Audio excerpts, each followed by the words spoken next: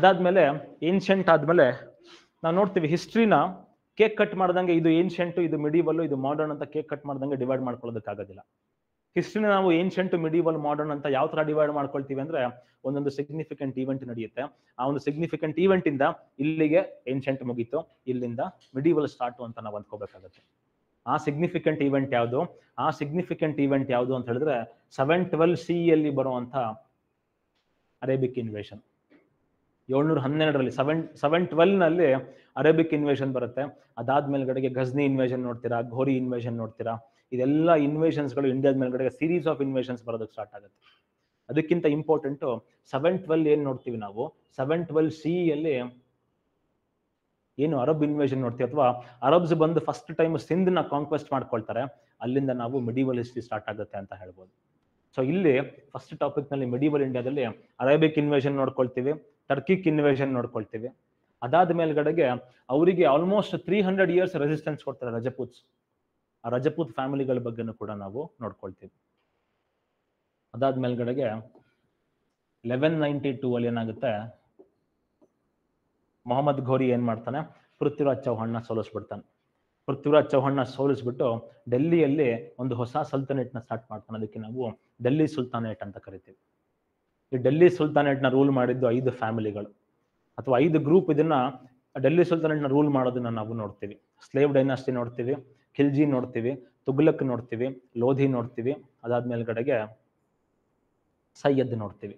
ಈ 5 ಡೈನಾಸ್ಟಿಗಳು ಡೆಲ್ಲಿ ಸುಲ್ತಾನೇಟ್ನ ರೂಲ್ ಮಾಡೋದನ್ನ ನೋಡ್ತೀವಿ.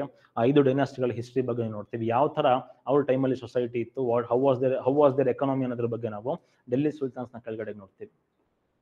ಅದೇ ಟೈಮ್ ಪೀರಿಯಡ್ ನಲ್ಲಿ ಡೆಲ್ಲಿ ಸುಲ್ತಾನೇಟ್ನ ಅಥವಾ ಡೆಲ್ಲಿ ಸಕ್ಸಸರ್ಸ್ ಟು ಡೆಲ್ಲಿ ಸುಲ್ತಾನೇಟ್ಸ್ ಅಂತ ಕರಿಬಹುದು ನಾವು, ಮುಘಲ್ಸ್ ಬರೋದನ್ನ ನಾವು ನೋಡ್ತೀವಿ.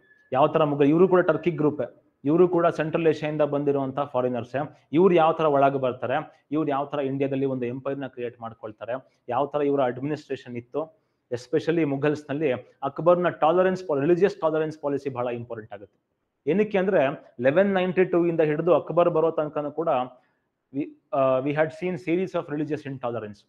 ನಿಮ್ಗೆ ಕನ್ವರ್ಟ್ ಆಗದೆ ಇದ್ರೆ ಟ್ಯಾಕ್ಸ್ ಹಾಕ್ತಾ ಇರ್ತಾರೆ, ಫೋರ್ಸ್ಡ್ ಕನ್ವರ್ಷನ್ಗಳು ನಡೀತಾ ಇರುತ್ತೆ, ಲಿಟ್ರಲಿ ಮಾಸ್ ಮರ್ಡರ್ಸ್ಗಳು ನಡೀತಿರುತ್ತೆ. ಈ ತರದ ಟೈಮ್ ಪೀರಿಯಡ್ ನಲ್ಲಿ ಒಬ್ಬ ರಿಲಿಜಿಯನ್ಸ್ ಟಾಲರೆನ್ಸ್ ಬಗ್ಗೆ ಮಾತಾಡ್ಕೊಂಡ್ ಬರ್ತಾನೆ ಅಕ್ಬರ್ ಅಂತ ಹೇಳ್ಬಿಟ್ಟು. ಅವ್ನ ಅಡ್ಮಿನಿಸ್ಟ್ರೇಟಿವ್ ಸಿಸ್ಟಮ್ ಯಾವ ತರ ಇತ್ತು, ಅವ್ನ ಟೈಮಲ್ಲಿ ರಿಲಿಜಿಯಸ್ ಟಾಲರೆನ್ಸ್ ನ ಪ್ರಮೋಟ್ ಮಾಡೋದಕ್ಕೆ ಏನೇನ್ ಮಾಡ್ದ ಅಕ್ಬರ್ ಅಂತ ತಿಳ್ಕೊಳ್ಳೋದು ಇಂಪಾರ್ಟೆಂಟ್ ಆಗುತ್ತೆ ನಾವು. ಅದಾದ ಮೇಲ್ಗಡೆಗೆ ಈ ಮುಘಲ್ಸ್ ಟೈಮ್ ಪೀರಿಯಡ್ ನಲ್ಲಿ ಮುಘಲ್ ಹೇಗೆ ಅಂತ ಹೇಳಿದ್ರೆ ಒಂದು ಕಂಟಿನ್ಯೂಮ್ ಅಲ್ಲ. ಫಸ್ಟ್ ಬಾಬರ್ ಬರ್ತಾನೆ, ಹುಮಾಯೂನ್ ಬರ್ತಾನೆ. ಹುಮಾಯೂನನ್ನ ಶೇರ್ ಶಾ ಸೂರಿ ಅಂತ ಒಬ್ಬ ಅಫ್ಘಾನ್ ನೋಬಲ್ ಇರ್ತಾನೆ. ಆ ಅಫ್ಘಾನ್ ನೋಬಲ್ ಶೇರ್ ಶಾ ಸೂರಿ ಏನ್ ಮಾಡಿರ್ತಾನೆ, ಸೋಲಿಸ್ಬಿಟ್ಟು ಓಡಿಸ್ಬಿಟ್ಟಿರ್ತಾನೆ 15 ವರ್ಷ. ಯಾರು? ಹುಮಾಯೂನ್ಗೆ ಶೇರ್ ಶಾ ಸೂರಿ. ಆ ಶೇರ್ ಶಾ ಸೂರಿದು ಒಂದು 20-25 years ರೂಲ್ ನೋಡ್ತೀವಿ ನಾವು as an interim to Mughal. ಮುಘಲ್ನ ಮಧ್ಯದಲ್ಲಿ ಸೂರ್ ಡೈನಾಸ್ಟಿ ನೋಡ್ತೀವಿ ನಾವು, ಮುಘಲ್ಸ್ನ ಮಧ್ಯದಲ್ಲಿ ಶೇರ್ ಶಾ ಸೂರಿದು ರೂಲ್ನ ನೋಡ್ತೀವಿ ನಾವು ಅಕ್ಬರ್ಗಿಂತ ಮುಂಚೆ. ಸೊ ಅದ್ರ ಬಗ್ಗೆನೂ ಕೂಡ ನಾವು ನೋಡ್ಕೊಳ್ತೀವಿ.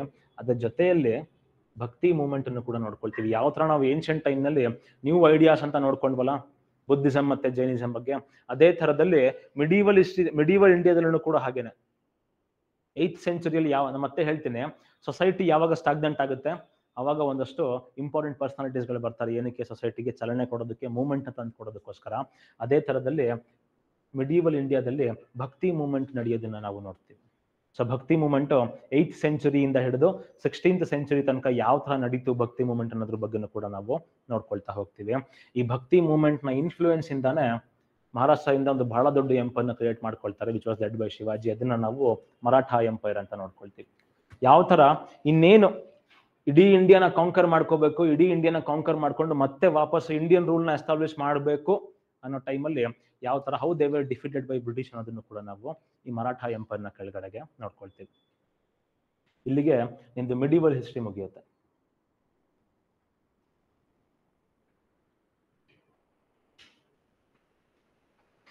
ಅದಾದ್ಮೇಲೆ ಸ್ಟಾರ್ಟ್ ಆಗೋದು ನಿಮ್ಗೆ ಮಾಡರ್ನ್ ಹಿಸ್ಟ್ರಿ. ಇಲ್ಲೂ ಕೂಡ ಹಾಗೇನೆ, ನಾನು ಆಗ್ಲೇ ಹೇಳಿದೆ ನಮಗೆ ಈ ಹಿಸ್ಟ್ರಿ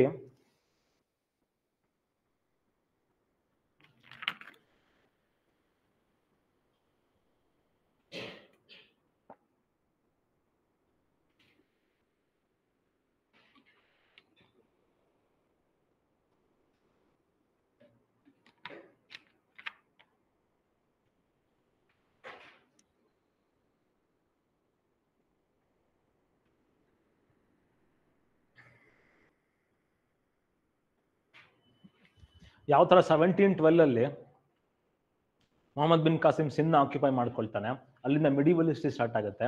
ಅದೇ ತರದಲ್ಲಿ 1498 ವಾಸ್ಕೋಡಿಗಮ ಬರ್ತಾನೆ ಕ್ಯಾಲಿಕಟ್ಗೆ. ಸೊ ಯಾವಾಗ ಯುರೋಪಿಯನ್ಸ್ ಸಿ ರೂಟ್ ಮುಖಾಂತರ ಇಂಡಿಯಾಗೆ ಬರ್ತಾರೆ, ಅಥವಾ ಈ ಆಫ್ರಿಕಾನ ಸರ್ಕಮ್ ನ್ಯಾವಿಗೇಟ್ ಮಾಡ್ಕೊಂಡು ಇಂಡಿಯಾಗೆ ಹೊಸ ರೂಟ್ ನ ಕಂಡುಹಿಡ್ಕೊಳ್ತಾರೆ, ಅಲ್ಲಿಂದ ಇಂಡಿಯಾದಲ್ಲಿ ಮಾಡರ್ನ್ ಹಿಸ್ಟ್ರಿ ಸ್ಟಾರ್ಟ್ ಆಗುತ್ತೆ ಅಂತ ನಾವು ಹೇಳ್ಬೋದು. ಈ ಮಾಡರ್ನ್ ಹಿಸ್ಟ್ರಿಯಲ್ಲಿ ನಾವು ಯಾವ ತರ ಬಂದ್ರು ಯುರೋಪಿಯನ್ಸ್ ಅಂದ್ರೆ ಬ್ರಿಟಿಷ್ ಕಾಂಕ್ವೆಸ್ಟ್ ನೋಡ್ತೀವಿ ನಾವು ಮಾಡರ್ನ್ ಹಿಸ್ಟ್ರಿಯಲ್ಲಿ. ಈ ಮಾಡರ್ನ್ ಹಿಸ್ಟ್ರಿಯಲ್ಲಿ ಕಂಪ್ಲೀಟ್ ಆಗಿ ನೋಡಿದ್ರೆ ನಾವು ಬ್ರಿಟಿಷ್ ಕಾಂಕ್ವೆಸ್ಟ್ ನ ಏನಕ್ಕೆ ನಮ್ಮನ್ನ ಕಾಂಕರ್ ಮಾಡ್ಕೊಂಡ್ರು, ಏನಕ್ಕೆ ಇಂಡಿಯನ್ ಸೊಸೈಟಿ ಯಾವ ತರ ಇತ್ತು ಬ್ರಿಟಿಷ್ ಕಾಂಕ್ವೆಸ್ಟ್ ಗಿಂತ ಮುಂಚೆ. ಒಂದು ದಿನ ಹೇಳ್ಬೇಕು ಅಂತ ಹೇಳಿದ್ರೆ, ನಾವು ಬ್ರಿಟಿಷ್ ಅವ್ರ ಪಾಡಿಗೆ ವ್ಯಾಪಾರ ಮಾಡ್ಕೊಂಡು ಹೋಗೋದಕ್ಕೆ ಬಂದಿರ್ತಾರೆ, ನಾವೇನ್ ಮಾಡಿರ್ತೀವಿ, ಚಿನ್ನ ತಟ್ಟೆಲಿ ತಗೊಳ್ಳಿ ಇಂಡಿಯಾನ ಅಂತ ಅವ್ರ ಮುಂದೆ ಕಟ್ಟಿರ್ತೀವಿ. ಅಷ್ಟು ದಡ್ಡರಾಗಿರಲ್ಲ ಬ್ರಿಟಿಷರ್ಸ್, ಏನ್ ಮಾಡ್ತಾರೆ, ಒಂದೇ ಏಟಿಗೆ ಬಡದ್ ಬಾಗ್ ಹಾಕೊಂಡ್ಬಿಡ್ತಾರೆ. ಸೊ ಏನಕ್ಕೆ ನಾವು ಅವ್ರ ಮುಂದೆ ತಟ್ಟೆಲ್ ತಗೊಂಡೋಗಿ ಕೊಟ್ವಿ ಇಂಡಿಯಾನ ಅಂತ ಹೇಳಿದ್ರೆ, ಅವತ್ತಿನ ನಮ್ಮ ಕಂಡೀಷನ್ ಆ ತರ ಇತ್ತು. ಅದ್ ಯಾವ ತರ ಕಂಡೀಷನ್ ಇತ್ತು ಅನ್ನೋದ್ರ ಬಗ್ಗೆ ನೋಡ್ಕೊಳ್ಳೋದು ಇಂಪಾರ್ಟೆಂಟ್ ಆಗುತ್ತೆ. ಅದೇ ತರದಲ್ಲಿ ಯುರೋಪಿಯನ್ಸ್ ಬರ್ತಾರೆ, ಸೀರೀಸ್ ಆಫ್ ಯುರೋಪಿಯನ್ಸ್ ಬರ್ತಾರೆ, ಪೋರ್ಚುಗೀಸ್ ಬರ್ತಾರೆ, ಅದಾದ್ಮೇಲೆ ಡಚ್ ಬರ್ತಾರೆ, ಇಂಗ್ಲಿಷ್ ಬರ್ತಾರೆ, ಫ್ರೆಂಚ್ ಬರ್ತಾರೆ, ಡೇನ್ಸ್ ಬರ್ತಾರೆ. ಇವರೆಲ್ಲ ಕೂಡ ಯಾವ ತರ ಬಂದ್ರು, ಯಾವ ತರ ಇಂಡಿಯಾಗೆ ರೀಚ್ ಆದ್ರು, ಅವರ ಪೊಲಿಟಿಕಲ್ ಆಕ್ಟಿವಿಟಿ ಇನಿಷಿಯಲ್ ಸ್ಟೇಜ್ ನಲ್ಲಿ ಯಾವ ತರ ಇತ್ತು ಅಂತ ನೋಡ್ಕೊಳ್ಳೋದು ಇಂಪಾರ್ಟೆಂಟ್ ಆಗುತ್ತೆ. ಅದ್ರ ಜೊತೆಗೆ ಪೋರ್ಚುಗೀಸ್ ನೋಡ್ತೀವಿ ನಾವು, ಫ್ರೆಂಚ್ ನೋಡ್ತೀವಿ, ಜೊತೆಗೆ ಬ್ರಿಟಿಷರ್ಸ್ ನೋಡ್ತೀವಿ. These were the 3 major parts ಅವತ್ತಿನ ಟೈಮ್ ಪೀರಿಯಡ್ ನಲ್ಲಿ. ಸೊ ಈ 3 ಜನಗಳಲ್ಲಿ ಫೈನಲಿ ಇಂಡಿಯಾನ ಕ್ಯಾಪ್ಚರ್ ಮಾಡ್ಕೊಂಡು ಆಲ್ಮೋಸ್ಟ್ 200 ವರ್ಷ ರೂಲ್ ಮಾಡೋದಕ್ಕೆ ಸಕ್ಸಸ್ಫುಲ್ ಆಗಿದ್ದು ಬ್ರಿಟಿಷರ್ಸ್. ಯಾವ ತರ ಇಂಡಿಯಾನ ಕಾಂಕರ್ ಮಾಡ್ಕೊಳ್ತಾರೆ, ಯಾವ ತರ ಇಂಟರ್ ಯುರೋಪಿಯನ್ ರೈವಲ್ರಿಯಲ್ಲಿ ಬ್ರಿಟಿಷರ್ ಸಕ್ಸಸ್ಫುಲ್ ಆಗ್ತಾರೆ, ಯಾವ ತರ ಇಂಡಿಯನ್ ಪೊಲಿಟಿಕ್ಸ್ ನಲ್ಲಿ ಬೇರೆ ಬೇರೆ ರೋಲ್ಸ್ ನ ಪ್ಲೇ ಮಾಡ್ತಾ ಯಾವ ತರ ಇಂಡಿಯಾನ ಕ್ಯಾಪ್ಚರ್ ಮಾಡ್ಕೊಂಡಿದ್ದು ಅಷ್ಟೇ ಅಲ್ಲ, ಯಾವ ತರ ಪವರ್ ನ ಕನ್ಸಾಲಿಡೇಟ್ ಮಾಡ್ಕೊಳ್ತಾರೆ ಅನ್ನೋದನ್ನು ಕೂಡ ನಾವು ಈ ಒಂದು ಟಾಪಿಕ್ ನ ಕೆಳಗಡೆಗೆ ನೋಡ್ಕೊಳ್ತೀವಿ. ಬ್ರಿಟಿಷರ್ಸ್ ನಮ್ಮನ್ನು ಆಕ್ಯುಪೈ ಮಾಡ್ಕೊಳ್ತಾರೆ, ಬ್ಯಾಟಲ್ ಆಫ್ ಪ್ಲಾಸಿ ನಡೆಯುತ್ತೆ, ಬ್ಯಾಟಲ್ ಆಫ್ ಬಕ್ಸರ್ ನಡೆಯುತ್ತೆ, ಸೀರೀಸ್ ಆಫ್ ಬ್ಯಾಟಲ್ಸ್ ಗಳು ನಡೆಯುತ್ತೆ. ಅದೆಲ್ಲ ಮಾಡ್ಕೊಂಡು ನಮ್ಮನ್ನು ಕ್ಯಾಪ್ಚರ್ ಮಾಡ್ಕೊಳ್ತಾರೆ. ನಾವು ಸುಮ್ಮನೆ ಕುತ್ಕೊಂಡಿದ್ವಾ? ಇಲ್ಲ. ಕರೆಕ್ಟ್ ಆಗಿ ಬ್ಯಾಟಲ್ ಆಫ್ ಪ್ಲಾಸಿ ನಡೆದು 100 ವರ್ಷಕ್ಕೆ ಏನಾಗುತ್ತೆ, ನಾವು ದಂಗೆ ಎದ್ದು ಬಿಡ್ತೀವಿ. ಅದನ್ನ ನಾವು ಸಿಪಾಯಿ ಮ್ಯೂಟ್ನಿ ಅಂತ ಬ್ರಿಟಿಷರ್ಸ್ ಕರೆದ್ರೆ, ನಾವು ಅದನ್ನ first war of Indian independence ಅಂತ ಕರಿತೀವಿ. 1857 ಆಲ್ಮೋಸ್ಟ್ 3/4%, ಈ 3/4 ಭಾಗ ಇಂಡಿಯಾ ಏನಿತ್ತು, 3/4% ಭಾರತ ಏನಿತ್ತು, ಅದು ರಿವೋಲ್ಟ್ ಆಗಿದ್ದನ್ನು ನೋಡ್ತೀವಿ, ಅದು ರಿಬೆಲ್ ಆಗಿದ್ದನ್ನು ನಾವು ನೋಡ್ತೀವಿ. ಆ ರೆಬಲಿಯನ್ ಯಾವ ತರ ನಡೀತು, ಏನಕ್ಕೆ ಮತ್ತೆ ಬ್ರಿಟಿಷರ್ಸ್ ಆ ರೆಬಲಿಯನ್ ಕ್ರಶ್ ಮಾಡೋದ್ರಲ್ಲಿ ಸಕ್ಸಸ್ಫುಲ್ ಆದ್ರು, ವಾಟ್ ವಿ ಲ್ಯಾಕ್ಡ್ ಅನ್ನೋದ್ರ ಬಗ್ಗೆನೂ ಕೂಡ ನಾವು 1857 ರಿವೋಲ್ಟ್ ಬಗ್ಗೆ ನೋಡ್ಕೊಳ್ತೀವಿ. ನಾವು ಸೋತೋಗ್ತೀವಿ ಬ್ರಿಟಿಷರ ಮುಂದೆ. ಸೋತಾಗ ನಮ್ಮಲ್ಲಿ ಇಂಟ್ರೋಸ್ಪೆಕ್ಷನ್ ಸ್ಟಾರ್ಟ್ ಆಗುತ್ತೆ, ವೈ ವಿ ಲಾಸ್ಟ್ ಅಂತ ಹೇಳ್ಬಿಟ್ಟು. ಆ ಇಂಟ್ರೋಸ್ಪೆಕ್ಷನ್ ಸ್ಟಾರ್ಟ್ ಆದಾಗ ನಮ್ಮನ್ನ ನಾವು ರಿಫಾರ್ಮ್ ಮಾಡ್ಕೋಬೇಕು ಅಂತ ಸ್ಟಾರ್ಟ್ ಮಾಡ್ಕೊಳ್ತೀವಿ. ಅದನ್ನ ನಾವು ಸೋಷಿಯೋ ರಿಲಿಜಿಯಸ್ ರಿಫಾರ್ಮ್ ಮೂವ್ಮೆಂಟ್ಸ್ ಅಂತ ಕರಿತೀವಿ. ರಾಜಾರಾಮ್ ಮೋಹನ್ ರಾಯ್ ಆಗಿರ್ಬೋದು, ದಯಾನಂದ ಸರಸ್ವತಿ ಆಗಿರ್ಬೋದು, ಸ್ವಾಮಿ ವಿವೇಕಾನಂದ ಆಗಿರ್ಬೋದು, ಈ ತರ ಸೀರೀಸ್ ಆಫ್, ಇಲ್ಲ ನಾರಾಯಣ ಗುರು ಆಗಿರ್ಬೋದು, ಈ ತರ ಸೀರೀಸ್ ಆಫ್ ರಿಫಾರ್ಮರ್ಸ್ ಗಳನ್ನ ನೋಡ್ತೀವಿ ನಾವು ಯಾವ್ದ್ರ ಕೆಳಗಡೆಗೆ, ಸೋಷಿಯೋ ರಿಲಿಜಿಯಸ್ ರಿಫಾರ್ಮ್ ಮೂವ್ಮೆಂಟ್ ನ ಕೆಳಗಡೆಗೆ. ಅದೇ ತರದಲ್ಲಿ ಯಾವಾಗ ನಮ್ಮನ್ನ ನಾವು ರಿಫಾರ್ಮ್ ಮಾಡ್ಕೊಳ್ಳೋದಕ್ಕೆ ಸ್ಟಾರ್ಟ್ ಮಾಡ್ಕೊಳ್ತೀವಿ, ಯಾವಾಗ ನಮ್ಮ ಒಳಗಡೆ ಹೊಸ ಅವೇರ್ನೆಸ್ ಬರೋದಕ್ಕೆ ಸ್ಟಾರ್ಟ್ ಆಗುತ್ತೆ, ಅವಾಗ ಏನಾಗುತ್ತೆ, ನಮ್ಮ ಒಳಗಡೆ ಇರುವಂತ ನ್ಯಾಷನಲಿಸಮ್ ಆಚೆ ಬರುತ್ತೆ. ಅದನ್ನ ನಾವು ಬಿಗಿನಿಂಗ್ ಆಫ್ ನ್ಯಾಷನಲಿಸಮ್ ಅನ್ನೋ ಟಾಪಿಕ್ ನ ಕೆಳಗಡೆ ನೋಡ್ಕೊಳ್ತೀವಿ. ಏನಕ್ಕೆ ಅಂದ್ರೆ, ಬ್ರಿಟಿಷರ್ಸ್ ಇಂಡಿಯನ್ ನೋಡ್ತಾರೆ, ಅವ್ರು ನಮ್ಮನ್ನೆಲ್ಲ ಇಂಡಿಯನ್ಸ್ ಅಂತ ಅಂದ್ಕೊಂಡಿದ್ರು, ಅದು ನಮ್ಮಲ್ಲ ಆ ಒಂದು ಅವೇರ್ನೆಸ್ ಇರಲಿಲ್ಲ. ನಾನು ಅವಧಿ ಅಂತ ಉತ್ತರ ಪ್ರದೇಶ ಅಂತ ಅಂದ್ಕೊಂಡ್ರೆ, ನಾನು ಸೌತ್ ಇಂಡಿಯನ್ ಅಂತ ಈ ಕಡೆ ಅಂದ್ಕೊಂಡಿದ್ದ, ನಾನು ಬೆಂಗಾಲಿ ಅಂತ ಇನ್ನೊಬ್ಬ ಅಂದ್ಕೊಳ್ತಿದ್ದ, ನಾನು ಗುಜರಾತಿ ಅಂತ ಇನ್ನೊಬ್ಬ ಅಂದ್ಕೊಳ್ತಿದ್ದ. ಈ ತರದ್ದು ಒಂದು ಸಿಚುವೇಶನ್ ಅಲ್ಲಿ ಯಾವ ತರ ಒಂದು ಕಾಮನ್ ಥ್ರೆಡ್ ಇಡೀ ಇಂಡಿಯಾನ ಬೈಂಡ್ ಮಾಡುತ್ತೆ ಅನ್ನೋದ್ರ ಬಗ್ಗೆ ನಾವು ಬಿಗಿನಿಂಗ್ ಆಫ್ ನ್ಯಾಷನಲಿಸಮ್ ನ ಕೆಳಗಡೆಗೆ ನೋಡ್ಕೊಳ್ತೀವಿ. ಅದೇ ತರದಲ್ಲಿ ನಾನು ಆಗ್ಲೇ ಹೇಳ್ದೆ ನಿಮ್ಗೆ, ಇಂಡಿಯಾದ ಫ್ರೀಡಮ್ ಸ್ಟ್ರಗಲ್ ಸ್ಟಾರ್ಟ್ ಆಗೋದು with the establishment of Indian National Congress. 1885 ಅಲ್ಲಿ ಎ.ಓ. ಹ್ಯೂಮ್ ಏನ್ ಮಾಡ್ತಾನೆ, ಕಾಂಗ್ರೆಸ್ ನ ಎಸ್ಟಾಬ್ಲಿಷ್ ಮಾಡೋದಕ್ಕೆ ಕಾಂಗ್ರೆಸ್ ನ ಎಸ್ಟಾಬ್ಲಿಷ್ ಮಾಡ್ತಾನೆ. ಆ 1885 ಇಂದ ಇಂಡಿಯನ್ ನ್ಯಾಷನಲ್ ಕಾಂಗ್ರೆಸ್ ಎಸ್ಟಾಬ್ಲಿಷ್ ಆಗುತ್ತೆ. Indian National Congress the sole objective ಏನು, to gain independence of India. So 1885 ಇಂದ 1947 ತನಕ ಯಾವ ತರ ಫ್ರೀಡಮ್ ಸ್ಟ್ರಗಲ್ ಮಾಡುತ್ತೆ ಇಂಡಿಯನ್ ನ್ಯಾಷನಲ್ ಕಾಂಗ್ರೆಸ್ ಅನ್ನೋದನ್ನ ನಾವು ಇದ್ರ ಕೆಳಗಡೆಗೆ ನೋಡ್ಕೊಳ್ತೀವಿ. ಇಂಡಿಯನ್ ನ್ಯಾಷನಲ್ ಕಾಂಗ್ರೆಸ್ ನ ನಾವು ವಿ ಸ್ಟಡಿ ಇನ್ 3 phases. ಒಂದು, ದ ಎರಾ ಆಫ್ ಮಾಡರೇಟ್ಸ್ ಅಂತ ಕರೀತಾರೆ. ಈ ಮಾಡರೇಟ್ಸ್ ಗಳಿಗೆ ಒಂದು ರೀತಿಯಲ್ಲಿ ಬ್ರಿಟಿಷರ್ಸ್ಗೆ ಬಹಳ ಲಾಯಲ್ ಆಗಿರ್ತಾ ಇದ್ರು. ಸ್ವಲ್ಪ ರಿಫಾರ್ಮ್ಸ್ ಬೇಕಿತ್ತು ಅಷ್ಟೇ, ಕಂಪ್ಲೀಟ್ ಇಂಡಿಪೆಂಡೆನ್ಸ್ ಬೇಕಿರ್ಲಿಲ್ಲ.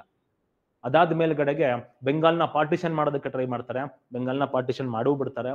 ಅದಾದ ಮೇಲ್ಗಡೆಗೆ ಕಾಂಗ್ರೆಸ್ನ ಒಳಗಡೆ ನೋಡೋದು, ಕಾಂಗ್ರೆಸ್ನ ಒಳಗಡೆ ಯಾರು ಎಕ್ಸ್ಟ್ರೀಮಿಸ್ಟ್ ಇರ್ತಾರೆ ಅವ್ರ ಅಪ್ಪರ್ ಹ್ಯಾಂಡ್ ಆಗೋದನ್ನ ನಾವು ನೋಡ್ತೀವಿ. ಅಂದ್ರೆ Swaraj is my birth right and I shall have it ಅಂತ ಏನು ಬಾಲಗಂಗಾಧರ ತಿಲಕ್ ಹೇಳ್ತಾರೆ, ಆ ಲಾಲ್ ಬಾಲ್ ಪಾಲ್ ಎರಾನ ನಾವು ಎಕ್ಸ್ಟ್ರೀಮಿಸ್ಟ್ ಎರಾ ಅಂತ ನೋಡ್ತೀವಿ ಇಂಡಿಯನ್ ನ್ಯಾಷನಲ್ ಕಾಂಗ್ರೆಸ್ ನಲ್ಲಿ.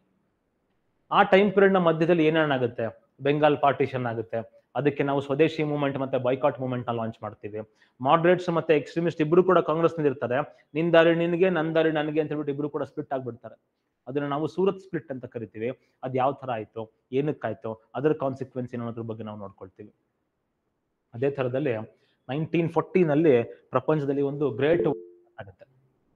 ಆ ಗ್ರೇಟ್ ವಾರ್ ಬಗ್ಗೆನೂ ಕೂಡ ನಾವು ನೋಡ್ಕೊಳ್ತೀವಿ. ಅದು ವರ್ಲ್ಡ್ ಹಿಸ್ಟ್ರಿಗೆ ಬಂದ್ಬಿಡುತ್ತೆ. ನಾವೇನ್ ಮಾಡ್ತೀವಿ ಇಲ್ಲಿ ಅಂತ ಹೇಳಿದ್ರೆ, ಆ ಫಸ್ಟ್ ವರ್ಲ್ಡ್ ವಾರ್ಗೆ ನಮ್ಮ ರಿಯಾಕ್ಷನ್ ಯಾವ ತರ ಇತ್ತು. ಫಸ್ಟ್ ವರ್ಲ್ಡ್ ವಾರ್ ನಲ್ಲಿ ನಮಗೆ ಇಷ್ಟ ಇಲ್ಲದೆ ಇದ್ರೂ ಕೂಡ ನಾವು ಕೂಡ ಇಂಡಿಯನ್ಸ್ ಕೂಡ ಪಾರ್ಟಿಸಿಪೇಟ್ ಮಾಡ್ತೀವಿ ಅಂತ ಅನೌನ್ಸ್ ಮಾಡ್ಕೊಂಡ್ಬಿಟ್ಟಿರ್ತಾರೆ. ನಾವು ಕೂಡ we were also party to world war. ಅದರ ಎಫೆಕ್ಟ್ ಏನಾಯ್ತು, ಅದಕ್ಕೆ ನಮ್ಮ ರೆಸ್ಪಾನ್ಸ್ ಯಾವ ತರ ಇತ್ತು. ನಮ್ಮ ರೆಸ್ಪಾನ್ಸ್ ಹೋಮ್ ರೂಲ್ ಲೀಗ್ ಮುಖಾಂತರ ಬಂತು. ಅದೇನು ಅದ್ರನ್ನಾಗಿರುವಂತ ಅದ್ರ ಸಿಗ್ನಿಫಿಕೆನ್ಸ್ ಅನ್ನೋದ್ರ ಬಗ್ಗೆನೂ ಕೂಡ ನಾವು ನೋಡ್ಕೊಳ್ತಾ ಹೋಗ್ತೀವಿ. ಅದೇ ತರದಲ್ಲಿ ರೆವಲ್ಯೂಷನರಿ ಆಕ್ಟಿವಿಟೀಸ್ ನೋಡ್ಕೊಳ್ಳೋದು ಇಂಪಾರ್ಟೆಂಟ್ ಆಗುತ್ತೆ. ಕಾಂಗ್ರೆಸ್ನ ಹೊರತಾಗಿ ಒಂದಷ್ಟು ಜನ ಏನ್ ಮಾಡ್ತಿರ್ತಾರೆ, ಇಂಡಿಯಾಗೆ ಇಂಡಿಪೆಂಡೆನ್ಸ್ ಬರಬೇಕು ಅಂತ ಕಾಂಗ್ರೆಸ್ ಏನ್ ಮಾಡ್ತಿರುತ್ತೆ, ನಾನು ಉಪವಾಸ ಮಾಡ್ಬಿಟ್ಟು ಇಂಡಿಪೆಂಡೆನ್ಸ್ ತಗೋಬೇಕು ಅಂತ ಅನ್ಕೊಳ್ತಿರುತ್ತೆ. ಆದ್ರೆ ಒಂದಷ್ಟು ಜನ ರೆವಲ್ಯೂಷನರೀಸ್ ಏನ್ ಮಾಡ್ತಿರ್ತಾರೆ, ಒಂದಷ್ಟು ಜನ revolutionaries were following the philosophy of bomb. ಅಂದ್ರೆ ರೆವಲ್ಯೂಷನ್ ಮಾಡಿ ರಕ್ತ ಹರಿದ್ರೂ ಪರವಾಗಿಲ್ಲ, ಬ್ಲಡ್ ಬಾತ್ ಆದ್ರೂ ಪರವಾಗಿಲ್ಲ, ವಿಲ್ ಗೇನ್ ಇಂಡಿಪೆಂಡೆನ್ಸ್ ಅಂತ ಹೇಳ್ಬಿಟ್ಟು ಒಂದಷ್ಟು ಜನ ರೆವಲ್ಯೂಷನರಿ ಆಕ್ಟಿವಿಟೀಸ್ ನ ಮಾಡ್ತಾ ಇರ್ತಾರೆ. ಅವ್ರ ಬಗ್ಗೆನೂ ಕೂಡ ನಾವು ನೋಡ್ಕೊಳ್ತೀವಿ 2 ಫೇಸ್ ಅಲ್ಲಿ. ಅದೇ ತರದಲ್ಲಿ ಥರ್ಡ್ ಫೇಸ್ ಸ್ಟಾರ್ಟ್ ಆಗುತ್ತೆ ಇಂಡಿಯನ್ ನ್ಯಾಷನಲ್ ಕಾಂಗ್ರೆಸ್ ಇಂದ. ಥರ್ಡ್ ಫೇಸ್ ನ ನಾವು ಗಾಂಧಿಯನ್ ಎರಾ ಅಂತ ಕರಿತೀವಿ.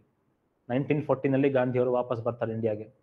ವಾಪಸ್ ಬಂದಾದ್ಮೇಲಿಂದ ಇಂಡಿಯಾದ ಪೊಲಿಟಿಕ್ಸ್ ನಲ್ಲಿ ಆಕ್ಟಿವ್ ಆಗಿ ಇನ್ವಾಲ್ವ್ ಆಗೋದಕ್ಕೆ ಸ್ಟಾರ್ಟ್ ಮಾಡ್ಕೊಳ್ತಾರೆ 1918 ಸೊ 1918 ಗಾಂಧಿಯವರ ಇನ್ವಾಲ್ವ್ಮೆಂಟ್ ಏನ್ ನೋಡ್ತೀವಿ ನಾವು ಇಂಡಿಯನ್ ಪೊಲಿಟಿಕ್ಸ್ ನಲ್ಲಿ, ಜೊತೆಗೆ ಇಂಡಿಯನ್ ನ್ಯಾಷನಲ್ ಇದನ್ನ ನಾವು ಗಾಂಧಿಯನ್ ಎರಾ ಅಂತ ಕರಿತೀವಿ. ಸೊ 1918 1947 ತನಕ ನೋಡೋದು ನಾವು ಗಾಂಧಿಯನ್ ಎರಾ. ಆ ಎರಾದಲ್ಲಿ ಏನೇನಾಯ್ತು ಅನ್ನೋದ್ರ ಬಗ್ಗೆ ನಾವು ನೋಡ್ಕೊಳ್ತಾ ಹೋಗ್ತೀವಿ. ಫಸ್ಟ್ 4 ಮೇಜರ್ ಮೂವ್ಮೆಂಟ್ಗಳು ನೋಡ್ತೀವಿ ನಾವು. ಯಾವುದು ಚಂಪಾರಣ್ ಸತ್ಯಾಗ್ರಹ ನೋಡ್ತೀವಿ, ಅಹಮದಾಬಾದ್ ಮಿಲ್ ಸ್ಟ್ರೈಕ್ ನೋಡ್ತೀವಿ, ನಾವು ರೌಲತ್ ಸತ್ಯಾಗ್ರಹ ನೋಡ್ತೀವಿ ಅಲ್ವಾ. ಈ ತರದ ಸೀರೀಸ್ ಆಫ್ ಸತ್ಯಾಗ್ರಹ ನೋಡ್ತೀವಿ. ಅದಾದ್ಮೇಲೆ ಗಾಂಧಿಯವ್ರ ಕಡೆಯಿಂದ ಗಾಂಧಿಯವ್ರು ಏನ್ ಮಾಡ್ತಾರೆ, ಆಲ್ ಇಂಡಿಯಾ ಮೂವ್ಮೆಂಟ್ ನ ಲಾಂಚ್ ಮಾಡಬೇಕು ಅಂತ ಹೇಳ್ಬಿಟ್ಟು ನಾನ್ ಕೋಆಪರೇಷನ್ ಮೂವ್ಮೆಂಟ್ ನ ಲಾಂಚ್ ಮಾಡೋದನ್ನ ನಾವು ನೋಡ್ತೀವಿ. ನಾನ್ ಕೋಆಪರೇಷನ್ ಮೂವ್ಮೆಂಟ್ ಏನು, ಯಾವ ತರ ನಾನ್ ಕೋಆಪರೇಷನ್ ಮೂವ್ಮೆಂಟ್ ನಡೀತು, ಏನಕ್ಕೆ ಅಬ್ರಪ್ಟ್ ಆಗಿ ಸ್ಟಾಪ್ ಮಾಡ್ತಾರೆ, ಅದರಿಂದ ಆಗಿರುವಂತ ಕಾನ್ಸಿಕ್ವೆನ್ಸ್ ಏನು ಅನ್ನೋದ್ರ ಬಗ್ಗೆನೂ ಕೂಡ ನಾವು ನೋಡ್ಕೊಳ್ತೀವಿ. ಅದಾದ್ಮೇಲ್ಗಡೆಗೆ ಸೀರೀಸ್ ಆಫ್ ಈವೆಂಟ್ಸ್ ಗಳನ್ನ ನೋಡ್ತೀವಿ ನಾವು. ಅಪ್ರೋ ಚೇಂಜರ್ಸ್ ನೋ ಚೇಂಜರ್ಸ್ ಅಂತ ಬರ್ತಾರೆ. ಎಲೆಕ್ಷನ್ ಮಾಡ್ಕೊಂಡು ನಾವು ಕೌನ್ಸಿಲ್ ಒಳಗಡೆ ಹೋಗ್ಬೇಕು ಅಂತ ಒಂದಷ್ಟು ಜನ, ಕೌನ್ಸಿಲ್ ಆಚೆನೆ ಇದ್ದು ನಾವು ಇಂಡಿಪೆಂಡೆನ್ಸ್ ಗೆ ಫೈಟ್ ಮಾಡೋಣ ಅಂತ ಇನ್ನೊಂದಷ್ಟು ಜನ ನೋಡೋದನ್ನ ನೋಡ್ತೀವಿ ನಾವು. ಅದೇ ತರದಲ್ಲಿ ಬ್ರಿಟಿಷರ್ಸ್ ಏನ್ ಮಾಡ್ತಾರೆ, ಸೈಮನ್ ಕಮಿಷನ್ ಅನ್ನ ಕಳಿಸ್ಕೊಟ್ಟಿರ್ತಾರೆ. ಏನಕ್ಕೆ, to decide about the future of India. Indian politic future ಬಗ್ಗೆ ಡಿಸೈಡ್ ಮಾಡೋದಕ್ಕೆ ಒಬ್ಬನೂ ಇಂಡಿಯನ್ ಮೆಂಬರ್ ಇಲ್ಲದೆ ಇರುವಂತ ಒಂದು ಸೈಮನ್ ಕಮಿಷನ್ ನ ಕಳಿಸ್ಕೊಡ್ತಾರೆ. ನಾವೇನ್ ಮಾಡ್ತೀವಿ, ಡಿಸೈಡ್ ಮಾಡ್ಬೇಕಾಗಿರೋದು ನಮ್ ಫ್ಯೂಚರ್, ನಮಗೇನು ಬೇಕು ಅಂತ ಡಿಸೈಡ್ ಮಾಡಬೇಕು. ಆ ಡಿಸಿಷನ್ ತಗೊಳ್ಳೋದ್ರಲ್ಲಿ ದೇರ್ ಇಸ್ ನೋ ಇಂಡಿಯನ್ ಅಂತ ನಾವೇನ್ ಮಾಡ್ತೀವಿ, ಆ ಕಮಿಷನ್ ಅನ್ನ ಬೈಕಾಟ್ ಮಾಡ್ತೀವಿ. ಆ ಕಮಿಷನ್ ಅನ್ನ ಬೈಕಾಟ್ ಮಾಡಿದಾಗ ಬ್ರಿಟಿಷ್ ಏನ್ ಮಾಡ್ತಾರೆ, ನಿಮ್ಗೆ ಒಂದು ಕಾನ್ಸ್ಟಿಟ್ಯೂಷನ್ ನ ಫ್ರೇಮ್ ಮಾಡ್ಕೊಳ್ಳುವಂತ ಕೆಪಾಸಿಟಿ ಇಲ್ಲ, ಅದಕ್ಕೋಸ್ಕರ ಕೊಟ್ಟಿದ್ ತಗೊಳ್ಳಿ ಅಂತ ಹೇಳ್ತಾರೆ. ಅದಕ್ಕೆ ರಿಯಾಕ್ಷನ್ ಆಗಿ ಜವಾಹರ್ಲಾಲ್ ನೆಹರು ಅವ್ರ ತಂದೆ ಮೋತಿಲಾಲ್ ನೆಹರು ಅವರು ಅವರ ಪ್ರೆಸಿಡೆಂಟ್ಶಿಪ್ ನ ಕೆಳಗಡೆಗೆ, ಅವರ ಚೇರ್ಮನ್ಶಿಪ್ ನ ಕೆಳಗಡೆಗೆ ಒಂದು ಕಮಿಟಿ ಅಪಾಯಿಂಟ್ ಮಾಡಿ ಒಂದು ಕಾನ್ಸ್ಟಿಟ್ಯೂಷನ್ಗೆ ಡ್ರಾಫ್ಟ್ ರೆಡಿ ಮಾಡ್ಕೊಳ್ತೀವಿ. ಅದಕ್ಕೆ ನಾವು ನೆಹರು ರಿಪೋರ್ಟ್ ಅಂತ ಕರಿತೀವಿ. ಸೊ ನೆಹರು ರಿಪೋರ್ಟ್ ಏನು, ಅದ್ರ ಕೆಳಗೆ ಏನಿತ್ತು ಅನ್ನೋದನ್ನ ನಾವು ನೋಡ್ಕೊಳ್ತಾ ಹೋಗ್ತೀವಿ. ಅದಾದ್ಮೇಲ್ಗಡೆಗೆ ಮತ್ತೆ 1930 ಗಾಂಧಿ ಅವರು ಇನ್ನೊಂದು ಮಾಸ್ ಮೂವ್ಮೆಂಟ್ ನ ಲಾಂಚ್ ಮಾಡ್ತಾರೆ. ಅದಕ್ಕೆ ನಾವು ಸಿವಿಲ್ ಡಿಸೊಬಿಡಿಯನ್ಸ್ ಮೂವ್ಮೆಂಟ್ ಅಂತ ಕರಿತೀವಿ. ಅದ್ರ ಮಧ್ಯದಲ್ಲಿ ರೌಂಡ್ ಟೇಬಲ್ ಕಾನ್ಫರೆನ್ಸ್ ಆಗೋದನ್ನ ನೋಡ್ತೀವಿ. ಅದ್ರ ಬಗ್ಗೆ ನಾವು ನೋಡ್ಕೊಳ್ತಾ ಹೋಗೋಣ. 1937 ಎಲೆಕ್ಷನ್ಸ್ ನಡೆಯುತ್ತೆ. ಎಲೆಕ್ಷನ್ಸ್ ನಡೆದಾದ ಮೇಲ್ಗಡೆಗೆ ಕಾಂಗ್ರೆಸ್ ಏನ್ ಮಾಡುತ್ತೆ, ಸುಮಾರು ಪ್ರಾವಿನ್ಸ್ ಗಳಲ್ಲಿ ಗವರ್ಮೆಂಟ್ ನ ಫಾರ್ಮ್ ಮಾಡ್ಕೊಳ್ಳುತ್ತೆ. ಕಾಂಗ್ರೆಸ್ ಯಾವ ತರ ಕಾಂಗ್ರೆಸ್ ಫಂಕ್ಷನಿಂಗ್ ಯಾವ ತರ ಇತ್ತು, ಬ್ರಿಟಿಷ್ ರಾಜ್ ನೋಡಿದ ಜನ ಅಲ್ಲಿ ತನಕನೂ ಕೂಡ, ಬ್ರಿಟಿಷ್ ರಾಜ್ ನೋಡಿರುವಂತ ಜನ 1937 ಎಲೆಕ್ಷನ್ ಆದ್ಮೇಲೆ ಕಾಂಗ್ರೆಸ್ ರಾಜ್ ನೋಡ್ತಾರೆ. ಸ್ವರಾಜ್ ಅಂದ್ರೆ ಏನು ಅಂತ ಕಾಂಗ್ರೆಸ್ ಜನಗಳಿಗೆ ವಯಾ ಅಡ್ಮಿನಿಸ್ಟ್ರೇಷನ್ ತೋರಿಸ್ಕೊಳ್ಳೋದನ್ನ ನಾವು ನೋಡ್ತೀವಿ. ಅದನ್ನ ನಾವು ಕಾಂಗ್ರೆಸ್ ರೂಲ್ ಅಂತ ಕರಿತೀವಿ 1937. ಅದಾದ್ಮೇಲ್ಗಡೆಗೆ ಸೆಕೆಂಡ್ ವರ್ಲ್ಡ್ ವಾರ್ ಸ್ಟಾರ್ಟ್ ಆಗುತ್ತೆ. ಸೆಕೆಂಡ್ ವರ್ಲ್ಡ್ ವಾರ್ ನಲ್ಲಿ ಬ್ರಿಟಿಷರ್ಸ್ ಯಾವ ತರ ನಮಗೆ ಆಫರ್ ಮೇಲೆ ಆಫರ್ ಕೊಡ್ತಾ ಹೋಗ್ತಾರೆ, ಏನಕ್ಕೆ ಕೊಡ್ತಾ ಹೋಗ್ತಾರೆ ಅಂತ ಹೇಳಿದ್ರೆ, ಸುಭಾಷ್ ಚಂದ್ರ ಬೋಸ್ ಏನ್ ಮಾಡಿರ್ತಾರೆ, Subhash Chandra Bose Indian national army ಅಂತ ಹೇಳ್ಬಿಟ್ಟು ಒಂದು ದೊಡ್ಡ ಆರ್ಮಿನ ಕಟ್ಕೊಂಡು ಇಂಡಿಯಾನ ಇನ್ವೈಡ್ ಮಾಡೋದಕ್ಕೆ ಬರ್ತಿರ್ತಾರೆ. ಸೊ ಹಾಗಾಗಿ ಸೀರೀಸ್ ಆಫ್ ಆಫರ್ಸ್ ಗಳನ್ನ ನೋಡ್ತೀವಿ. ಅದ್ರ ಬಗ್ಗೆನೂ ಕೂಡ ನಾವು ನೋಡ್ಕೊಳ್ತಾ ಹೋಗೋಣ. 45 ಸೆಕೆಂಡ್ ವರ್ಲ್ಡ್ ವಾರ್ ಎಂಡ್ ಆಗುತ್ತೆ. ಸುಭಾಷ್ ಚಂದ್ರ ಬೋಸ್ ತೀರ್ಕೊಂತಾರೆ. ಅದಾದ್ಮೇಲ್ಗಡೆ ಬ್ರಿಟಿಷರ್ಸ್ ವಿಕ್ಟೋರಿಯಸ್ ಆಗ್ತಾರೆ. ಸೊ ಹಾಗಾಗಿ ಏನಾಯ್ತು, ಒಂದ್ ಕಡೆ ಆ ತರ ಈವೆಂಟ್ ನಡೆದ್ರೆ ಇನ್ನೊಂದ್ ಕಡೆ ಒಳಗಡೆನೆ ಡಿಸ್ಕಂಟೆಂಟ್ ಜಾಸ್ತಿ ಆಗ್ತಾ ಹೋಗ್ತಾ ಇದೆ. ಒಂದ್ ಕಡೆ ಬ್ಯೂರೋಕ್ರಸಿ ಬ್ರಿಟಿಷ್ಗೆ ನಾವು ಲಾಯಲ್ ಅಲ್ಲ ಅಂತ ಓಪನ್ ಆಗಿ ತೋರಿಸ್ಕೊಳ್ತಾ ಇದ್ದಾರೆ. ಇನ್ನೊಂದ್ ಕಡೆಗೆ ಇಂಡಿಯನ್ ನ್ಯಾಷನಲ್ ಆರ್ಮಿಯ ಪರವಾಗಿ ಬ್ರಿಟಿಷ್ ರಾಜ್ನ ಸೋಲ್ಜರ್ಸ್ಗಳು ರಿವೋಲ್ಟ್ ಆಗ್ತಿರೋದನ್ನ ನಾವು ನೋಡ್ತಾ ಇದ್ದೀವಿ. ಸಿಚುವೇಶನ್ ಇನ್ನ ನಾವು we cannot rule India for ever ಅಂತ ಬ್ರಿಟಿಷರ್ಸ್ಗೆ ಅರ್ಥ ಆಗುತ್ತೆ. ಅದಕ್ಕೋಸ್ಕರ ಬಿಟ್ಟು ಹೋಗ್ಬಿಡ್ತಾರೆ ನಮ್ಮನವ್ರು. ಅದು ಸುಮ್ಮನೆ ಬಿಟ್ಟು ಹೋದ್ರ? ಸುಮ್ಮನೆ ಬಿಟ್ಟು ಹೋಗ್ಲಿಲ್ಲ. ನಮ್ಗೆ ಸುಮ್ಮನೆ ಇಂಡಿಪೆಂಡೆನ್ಸ್ ಬಂತ? ಬರಲಿಲ್ಲ. ನಮಗೆ ಮೊದಲು ಪಾರ್ಟಿಷನ್ ಆಯಿತು. ಪಾರ್ಟಿಷನ್ ಆದಮೇಲೆ ಇಂಡಿಪೆಂಡೆನ್ಸ್ ಬರೋದನ್ನ ನಾವು ನೋಡ್ತೀವಿ. ಸೊ ಪಾರ್ಟಿಷನ್ ಆಗೋದಕ್ಕೆ ಪಾರ್ಟಿಷನ್ನ ಹಿಂದ್ಗಡೆ ಇರುವಂಥ ಸೀರೀಸ್ ಆಫ್ ಕಮ್ಯುನಲ್ ಈವೆಂಟ್ಸ್ಗಳನ್ನು ಕೂಡ ನಾವು ನೋಡ್ಕೊಳ್ತಾ ಹೋಗೋಣ. ಅದಾದ್ಮೇಲೆ 1947 ಇಂಡಿಯಾಗೆ ಇಂಡಿಪೆಂಡೆನ್ಸ್ ಬರುತ್ತೆ. ಅಲ್ಲಿಗೆ ಇಂಡಿಯನ್ ಹಿಸ್ಟ್ರಿ ನಿಮಗೆ ಎಕ್ಸಾಮ್ ಪಾಯಿಂಟ್ ಆಫ್ ವ್ಯೂನಲ್ಲಿ ಕಂಪ್ಲೀಟ್ ಆಗುತ್ತೆ ಅಂತ ನಾವು ಹೇಳ್ಬೋದು. ಒಂದ್ ಕಡೆ ಪೊಲಿಟಿಕಲ್ ಹಿಸ್ಟ್ರಿ ಆದ್ರೆ, ಇನ್ನೊಂದು ಕಡೆ ಬ್ರಿಟಿಷ್ ರೂಲ್ ಯಾವ ತರ ಇತ್ತು ಇಂಡಿಯಾದಲ್ಲಿ. ಸೀರೀಸ್ ಆಫ್ ಆಕ್ಟ್ಗಳನ್ನ ನೋಡ್ತೀವಿ ನಾವು. 1773 ರೆಗ್ಯುಲೇಟಿಂಗ್ ಆಕ್ಟ್ ಅಂತ ಒಂದು ಆಕ್ಟ್ ಇಂಟ್ರೊಡ್ಯೂಸ್ ಮಾಡ್ತಾರೆ. ಅಲ್ಲಿಂದ 47 ತನಕ ಇಂಡಿಪೆಂಡೆನ್ಸ್ ಆಕ್ಟ್ ಬರೋ ತನಕ ಸೀರೀಸ್ ಆಫ್ ಲೆಜಿಸ್ಲೇಷನ್ಸ್ ನೋಡ್ತೀವಿ ನಾವು. ಸೊ ಅದೇನು, ಅದ್ರ ಕಂಟೆಂಟ್ ಏನಿತ್ತು ಅನ್ನೋದ್ರ ಬಗ್ಗೆ ನೋಡ್ಕೊಳ್ತಾ ಹೋಗ್ತೀವಿ. ಇಂಡಿಯಾದ ಮೇಲ್ಗಡೆಗೆ ಆಗಿರುವಂತಹ ಎಕನಾಮಿಕ್ ಇಂಪ್ಯಾಕ್ಟ್ ಏನು ಅನ್ನೋದನ್ನ ಕೂಡ ನಾವು ನೋಡ್ಕೊಳ್ತೀವಿ. ಯಾವ ತರ ಇಂಡಿಯಾನ ಗೋಲ್ಡನ್ ಸ್ಪ್ಯಾರೋ ಅಂತ ಕರಿತಾ ಇದ್ರು ಅಲ್ವಾ. ಒಂದ್ ಕಡೆ ರಷ್ಯಾದ ರಾಜ ಬರ್ತಾನೆ, ಪೀಟರ್ ದ ಗ್ರೇಟ್ ಅಂತ ಒಬ್ಬ ಎಂಪರರ್ ಬರ್ತಾನೆ. ಈ ಪೀಟರ್ ದ ಗ್ರೇಟ್ ಹೇಳ್ತಾನೆ ಒಂದ್ ಕಡೆಗೆ, trade of India is trade of the world ಅಂತ ಹೇಳ್ತಾನೆ. ಆ ತರ trade of India is trade of the world ಇಂದ ಬ್ರಿಟಿಷರ್ಸ್ ಬಿಟ್ಟು ಹೋಗ್ಬೇಕಾದ್ರೆ 0.4% ಇತ್ತು ವರ್ಲ್ಡ್ ಟ್ರೇಡ್ಗೆ ಕಾಂಟ್ರಿಬ್ಯೂಷನ್ ಇಂಡಿಯಾದು. ಯಾವ ತರ ಅಲ್ಲಿಂದ ಕೆಳಗಡೆ ಇಳಿದ್ವಿ ಅನ್ನೋದ್ರ ಬಗ್ಗೆ ನಾವು ನೋಡ್ಕೊಳ್ತೀವಿ. ಎಕನಾಮಿಕ್ ಇಂಪ್ಯಾಕ್ಟ್ ಆಫ್ ಬ್ರಿಟಿಷ್ ರೂಲ್ನ ಕೆಳಗಡೆಗೆ. ಅದೇ ತರದಲ್ಲಿ ಇಂಡಿಯನ್ ಪ್ರೆಸ್ ಯಾವ ತರ ಡೆವಲಪ್ ಆಯ್ತು, ಎಜುಕೇಶನ್ ಯಾವ ತರ ಡೆವಲಪ್ ಆಯ್ತು, ಸುಮಾರು ಪೆಸೆಂಟ್ ಮೂವ್ಮೆಂಟ್ಗಳನ್ನ ನೋಡ್ತೀವಿ ನಾವು, ಸುಮಾರು ಟ್ರೈಬಲ್ ಮೂವ್ಮೆಂಟ್ಸ್ ನೋಡ್ತೀವಿ, ಸುಮಾರು ವರ್ಕಿಂಗ್ ಕ್ಲಾಸ್ನ ಮೂವ್ಮೆಂಟ್ಸ್ ನಾವು ನೋಡ್ತೀವಿ. ಇಷ್ಟು ನೋಡ್ಕೊಂಡಾಗ ನಿಮಗೆ ಇಂಡಿಯನ್ ಹಿಸ್ಟ್ರಿ ಕವರ್ ಆಗುತ್ತೆ.